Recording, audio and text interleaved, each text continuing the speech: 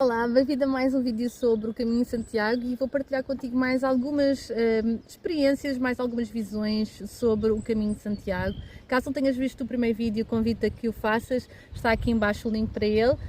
Deixa um like neste vídeo para que ele possa chegar a mais pessoas e então vou partilhar contigo algo que é uma das perguntas, não é? Como é que nós fazemos, a que horas é que saímos, a que horas é que chegamos, como é que é o dia? O dia do caminhante, do peregrino, é andar. andar, comer, descansar.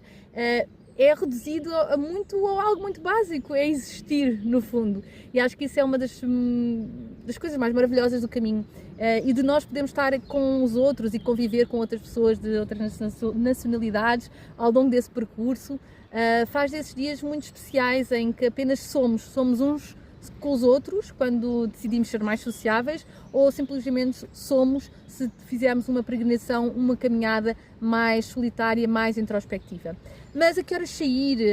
Como é que fazemos a caminhada? Ora, normalmente isso depende da época do ano, porque se for na época do verão é aconselhado que realmente saiam bastante cedo para não apanharem o pico do sol e portanto convém que saia na altura 6 da manhã, 7, já estejam a começar a caminhada para que possam chegar antes do pico do sol e não estarem tão expostos ao calor e poderem desfrutar da tarde descansando, lendo, estando um bocadinho em convívio com as outras pessoas, se assim o entenderem.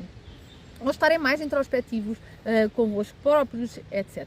Na época mais de inverno, numa época mais escura, não convém que nós façamos o caminho às escuras, porque podemos colocar a nossa vida em perigo no sentido não propriamente de alguém que nos possa fazer mal, mas de poder realmente no meio no bosque cairmos, aleijarmos, e se não tiver muita gente na altura a passar, então ficamos sem ajuda também. Se estivermos sozinhas, ainda pior. Portanto, convém que nós façamos um caminho de uma forma também consciente, não é? Se vamos na época do sol, vamos apanhar muito calor, então tentamos irmos mais cedo.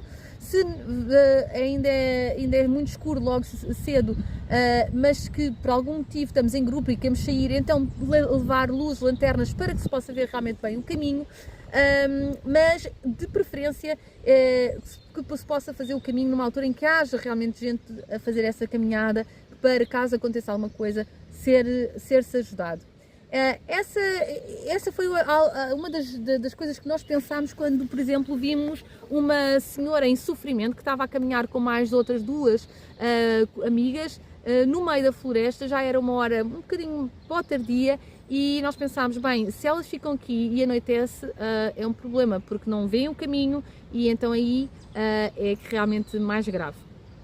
Em relação à segurança, se podes fazer o caminho sozinha, se é seguro, se podes fazer só com mulheres, se é seguro, nós nunca sentimos nenhum perigo, nós somos duas mulheres e nunca sentimos nenhum perigo. No caminho vimos realmente cartazes em que aconselham a que faça-se o caminho acompanhado.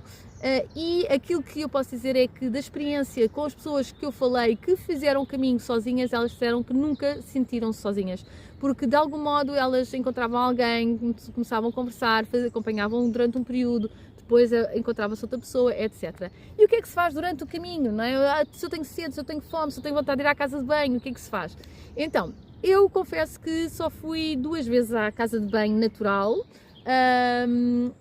porque há muitos cafés pelo caminho e nós paramos para beber um café, para beber uma água e para fazer as nossas necessidades, para não termos que ir ao mato.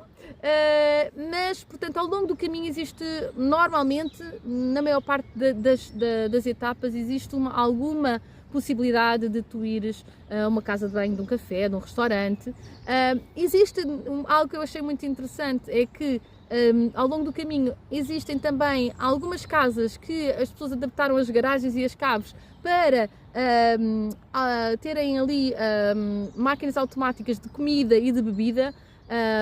A maior parte não tem casa de banho nesse caso, mas portanto tens ali sempre a possibilidade, quer de comer, quer de beber, quer de ir à casa de banho ao longo do percurso.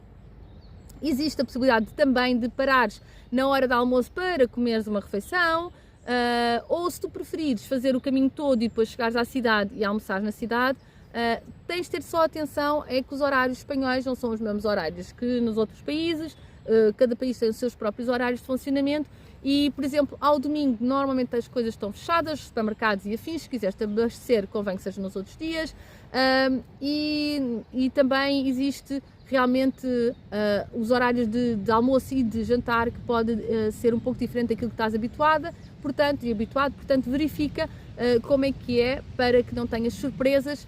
E chegando a uma cidade, imaginemos que tu começas às 6 da manhã e chegas a uma cidade às 2 da tarde, podes ir almoçar, se não tiver nada aberto de restaurantes, podes ir ao supermercado comprar qualquer coisa para comer, portanto existe sempre várias possibilidades, não vais morrer à fome.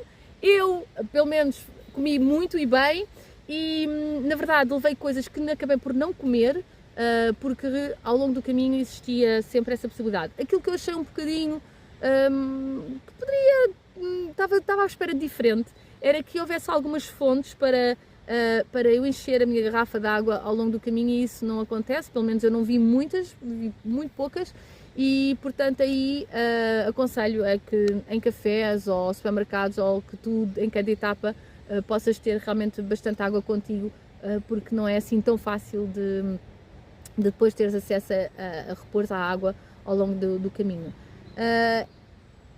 Em geral, houve só uma etapa em que nós tivemos assim, mais dificuldade, que foi a etapa